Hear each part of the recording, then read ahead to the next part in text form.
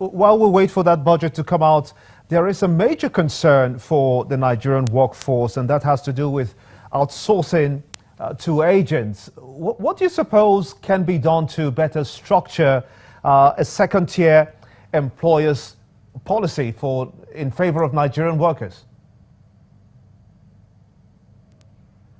Well, outsourcing per se is not completely bad. Where it is bad is when you outsource jobs that are supposed to be done by Nigerians. That is why we have those we call labor contractors that receive the outsourced job and manage it on behalf of those companies. This is done mostly in the oil industry. That's where you see a lot of outsourcing.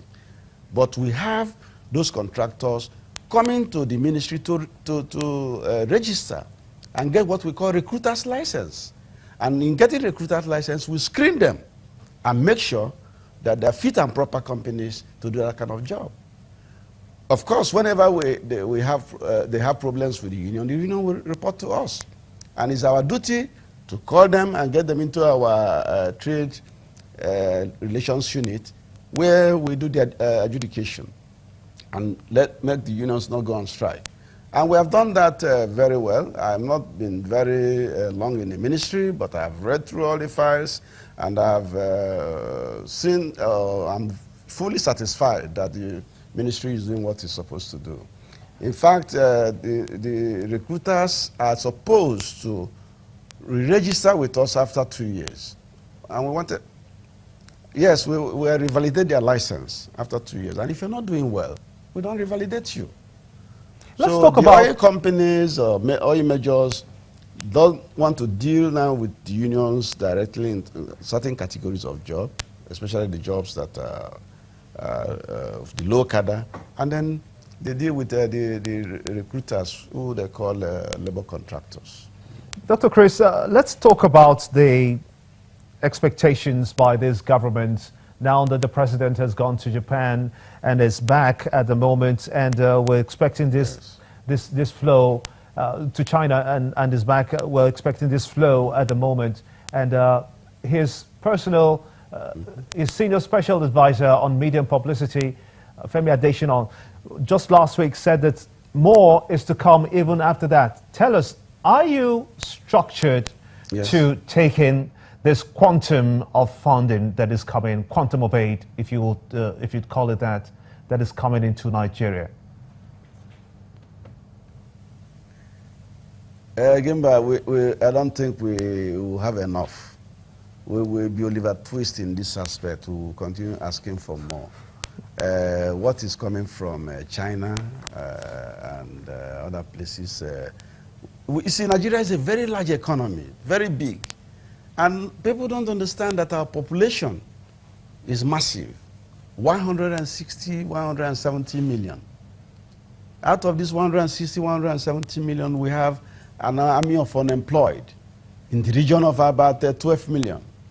Out of this population, we have about 80%, 85% living below poverty line. So this money, we need more than this. We need the triple of what Femi Adesina told you. It's unfortunate that our oil earnings have gone down from $110 to $35. That's about 6% cuts in a revenue earning of a country. Even in a household, a man who was earning maybe 115,000 a month suddenly goes to earn 35,000 a month. Something must give. So we need more of this money because we have programmed what to do with this money. Even like you see in our budget, we have 500 billion for immediate social intervention. If we had more money, we would do 1.5 trillion on intervention, because that is the immediate attack, shotgun therapy on unemployment. And I can tell you that unemployment after corruption is the next major scourge in Nigeria. We need to get out the horse of people that are on the employment market, the army of unemployed youths who have found their way to go into Boko Haram, do Biafranism, OPC, and what have you. Once we get these people busy, all these social vices will go down. So the government is working on it. That's why 500 billion, yes, will take on at least 500,000 persons. Train them as teachers, graduates, train them. Engineers, architects, one person called me today and said he did sculpturing because I answered their phone calls. I did sculpturing. And I did 6 years of architecture sculpture. I said, wait, you better wait. We are going to give you play program. All people who read engineering, they can't find a job. All those who are lawyers, they read law, but they can't get into the law chambers. The courtrooms can't accommodate them. We are going to accommodate everybody in this program. 500,000 in the first instance. We can do more. We can get it up to 1 million.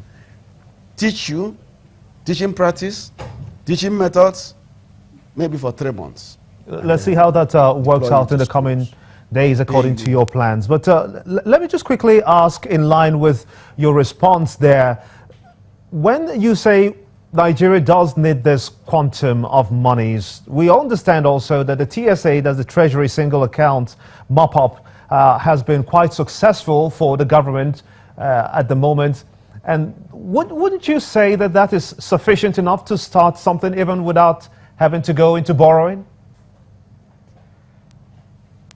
No. The TSA account, people misunderstand what it is. You see, these are monies that have been budgeted for, given to some ministries, parastatals, MDAs, agencies of government. But because of who we are, because of what corruption has done to us, some of these funds are no longer in the legitimate system, banking system of these people. They open different accounts. You can see an agency of government, they will have 10 accounts under different names, under different subheads. Some of them are even illicit accounts, some of them are unknown accounts. What the TSA has done is that pull everything you have into the CBN. It's still under your name. But at the first glance, we look, we know what we have. It plugs leakages. It plugs cannibalizing of government resources. So this is what it has done. So these monies of TSA is there, but they are not free money as such. It's not free money as such. There are monies that are under NDAs. There are allocations to NDAs. But at the end of the year, it helps government to say, this is where we are. This is the unspent money that we have. Dr. Chris Ngige, so that unspent money can now be plowed back. Dr. Chris and Ngige, rolled over. My apologies. So my sincere apologies. I do understand that we are constrained for time now, but we do want to thank you so much indeed for talking to us. Very valid points you have had anytime you come across us here on Channels Television. Many thanks indeed for your time and your thoughts. And that's how it's been on State of the Nation today. We want to thank you so much indeed for being a part of it. Our viewers, do remember we can continue this on social media at _Gimba Umar. Bye for now.